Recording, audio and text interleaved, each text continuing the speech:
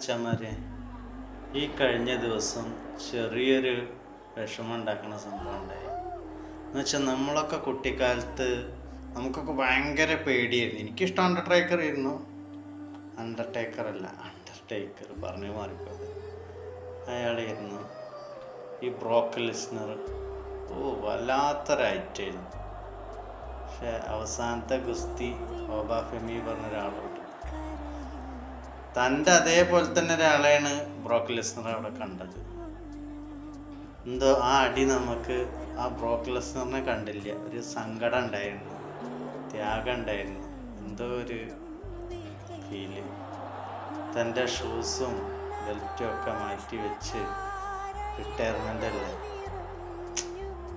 എന്തായാലും ഇതൊരു വല്ലാത്തൊരിതായിപ്പോയി. പിന്നെ എല്ലാവരും പോയി അല്ലേ.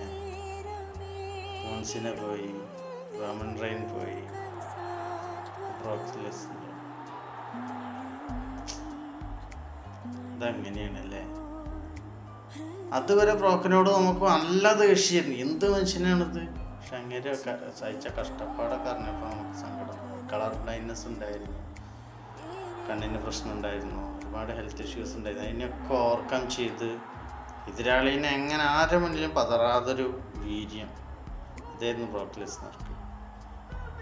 എന്തോ ആ ലാസ്റ്റത്തെ ഫൈറ്റിൽ, അവസാനത്തെ ഫൈറ്റിൽ ബ്രോക്ക് ലെസ്നർ തോറ്റു.